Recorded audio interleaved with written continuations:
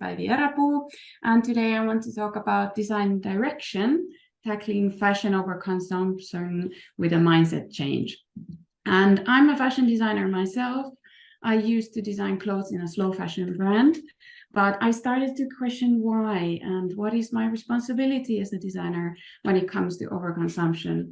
So I might be looking for new professions, maybe as a shepherd, who knows? No, just a small joke to the starting. So let's get ahead. I just want to show you my agenda today. You will see them on the bottom of the screen always where we are. Want to start with an introduction to clothing consumption trends. So the research shows that global clothing production and sales have been doubling between 2000 and 2015. So in 15 years, they have doubled, while clothing utilization has dropped by 36%. And recently, it has been estimated, last year exactly, that 75 to 95% of resource use is needed for the fashion industry to meet its climate targets. So a huge block of resources are supposed to be not in use. The causes for overconsumption are seen that overconsumption is driven by increased production and artificial desires that are fueled by advertising and planned obsolescence. And fashion businesses, they are really relying on these things and fostering neophilia, that is this ceaseless desire for novelty and newness. So what is the designer's role in overconsumption? Well, this needs to be critically reviewed, both in fast and slow fashion brands and companies, because market-oriented design really is just focusing on profit generation at the moment. And just want to bring this quote here. It is claimed that designers, they have influence on over 80% of a product's environmental and social impacts, but it is debated, is this actually true? So I say it's imperative to explore how designers can enhance their influence on a product's overall impact. There is also a gap in design theory literature, showing lack of discussion on the role of fashion design in overconsumption.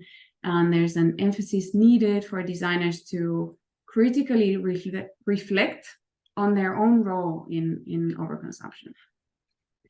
Now, going into methodology, starting with my research question that was investigating how designers, as one main cause of overconsumption, could meet consumer needs sustainably through a new design direction.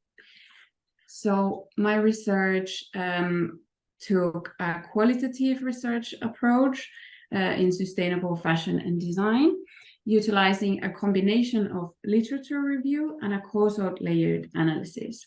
Firstly, the literature review uses snowballing method, examining fundamental fashion needs, designers' roles, economic and consumption aspects, and sustainable design strategies, providing insights into existing paradigms and emerging concepts in sustainable fashion. The causal layered analysis then, it is a foresight tool. It dissects issues vertically to unveil underlying mechanisms, as we see in this triangle pyramid here on the right.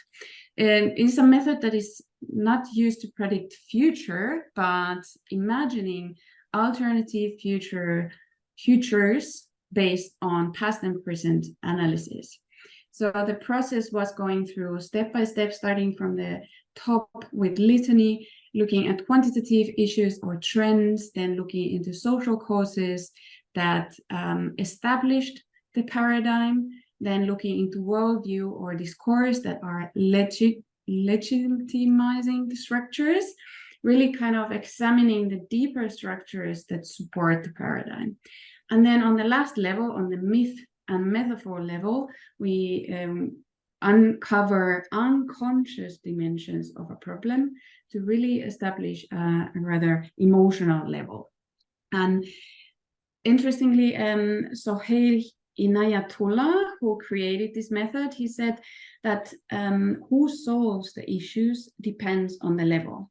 So litany, for example, it is being solved by governments or corporations, but myths, they can be solved by artists or leaders. And I put designers in that mix too. Next, I want to go through some results and discussion, starting with the definition of fashion overconsumption. So overconsumption in fashion involves using resources beyond sustainable limits. It is driven by overproduction for higher profits, creating demand through planned obsolescence and advertising. And in fashion, especially planned obsolescence, it comes up as perceived obsolescence. It means we are manipulating emotional durability of a product through rapidly changing trends. And on a global level, we see that overconsumption is actually not a global problem per se. It focuses in the global north, Western Europe, the US, China, and India. And global south actually still faces from underconsumption. Also want to point out this finding from my research that fashion is a myth. We see the difference between fashion and clothing in that clothing meets functional needs, while fashion addresses symbolic needs. So fashion's value is based on beliefs and myths, and it is shaped by this collective conscience that myths need. So we see that there's these myths, but they can be changed and they will be changed. They are not eternal. And now looking more into design strategies, what we have as established sustainability strategies in design and the challenges of them. We see, for example, sustainable product design is really having on this triple bottom line approach, having environmental, social, and economic aspects covered. But we see that rarely in the reality, all of these aspects are covered because the economic considerations often overrule the others. There's this argument that we cannot have anything if we cannot have growth. And then on the other hand, these less established strategies, design for longevity, slow design, are good strategies, but they still lack some measurability. And there is also debate if they can actually work against systemic overconsumption. And we see them as also appropriated by the industry as a marketing tool. Then I also want to cover a couple of developing concepts that I came across from the research literature. There's clothing style confidence, mindfulness, and radical compassion. So starting with clothing style confidence, designers can contribute to this as stylists, but they can also offer assistance and share their knowledge and foster creativity for confidence in one style. This would mean designers' roles would be shifting towards more proactive and compassionate practices of just dictating. Mindfulness, it can inspire careful purchasing behavior in consumers, consciousness of one's needs, and consideration for well-being and planetary health as well. It could cultivate compassion skills and self-awareness and emotional intelligence. Now, radical compassion, it's a concept first introduced by philosopher Ken Lambert. This one, it involves acknowledging and actively alleviating the suffering of others. So it's going beyond regular compassion, has this active part in it. It is urging designers to translate their awareness into tangible action, or possibly. Next up, I want to talk about also designers' impact. And one thing that needs to be addressed is the comparing product and systemic impact that designers have. So what we see is with these sustainability efforts, we are still lacking measurable big impact change in overconsumption in fashion. So we can have genuine progress at the product level, but it will lead only to an overall rise in environmental resource consumption at the system level, because we have a rebound effect that we see enhancing efficiency. It actually can drive increased demand. And we see this in seeing sustainability used as a marketing tool for selling more. So what we need is a vision-guided system approach for a genuine impact on overconsumption. What would be the designer's role here is a bit tricky because we see that designers are primarily influencing material choices, aesthetics, and technical features. So what can they do? So clearly there's a need for designers to shift towards systemic changes to be able to address overconsumption. Now, this poses a lot of challenges because in a standard company, designers are not expected to concern themselves beyond product level. So they are limited in their creativity and agency. But we can see that there's something distinctive about fashion design, however, because we think the designers are just making products and material products, but what they are actually creating are these ideas and these myths. Because the successful fashion product is not about everyday functionality. It goes beyond. It's about integrating something into the fashion system. It's aligning a product with consumers' lifestyle. So there's some cognitive dissonance here, because at the one hand, designers are not expected to deal with such topics, but they are already. So there's also a discomfort for designers to realize their impact in these larger systems, but the impact is not what they would want, maybe. So designers might see themselves as mere stylists in this economic model. Sorry. So that leads me to think about designers' agency in general. And the quote from before that designers would have a huge impact on products' environmental and social aspects. So this is clearly overstated.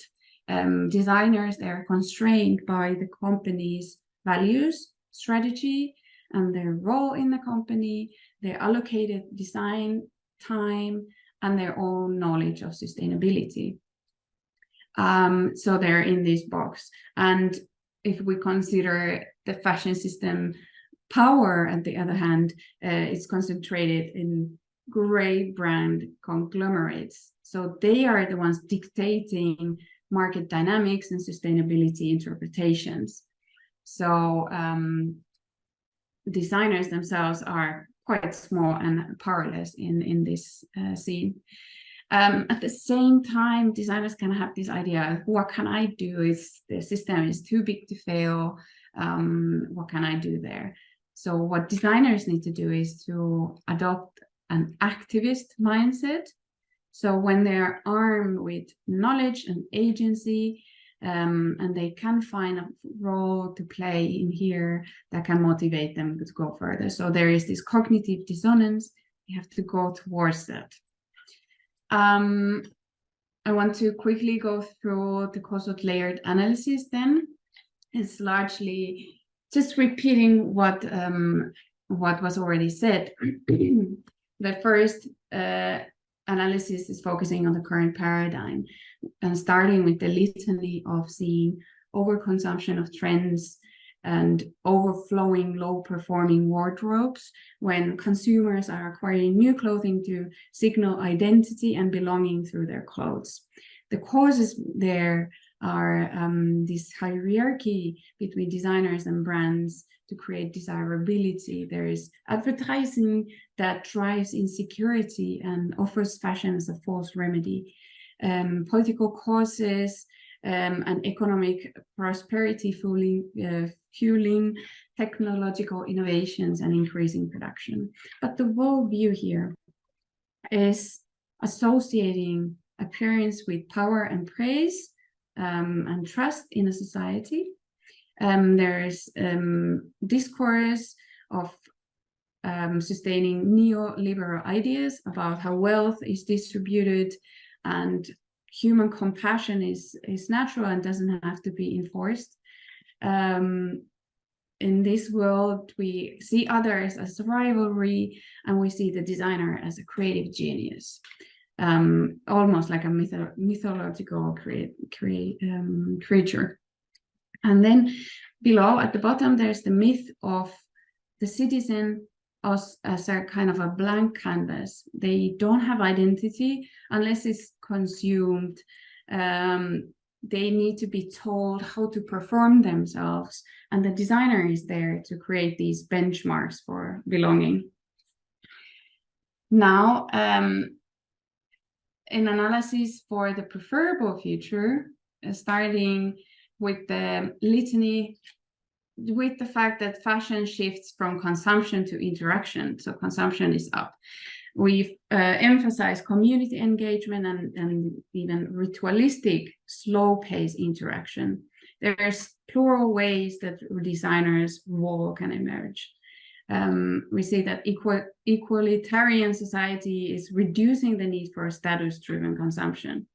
And fashion economy is localizing, and political focusing on holistic well-being and respecting the planetary boundaries as limits to growth. And on the worldview, we see more others as inspiration and collaborators, and that helps us gain agency because there is no centralized authority anymore. This involves understanding interconnectedness of all living, inclusion, and respecting resources. The myth here, just one of many, could be the knitter. It would be symbolizing a hands-on creative fashion approach. It would have this ritualistic fashion interaction, and it would be fostering contemplation and compassion through seeing the value of making something yourself. So in this myth, the designer is there as an enabler, as guidance to this user maker character. In conclusion, just have 2 points. Just to underline, a profound shift in the fashion paradigm is needed for the designers to be able to address overconsumption in a meaningful way. And in the current designer's role, there is no space, as the system does not allow sustainability of fashion holistically at a scale. But then again, we need a fundamental mindset change for designers themselves, because they are creating the myths. So they are creating what is at the bottom of the pyramid, so they can help define the new alternative fashion system from the ground up. So with that, thank you. That's it from me today.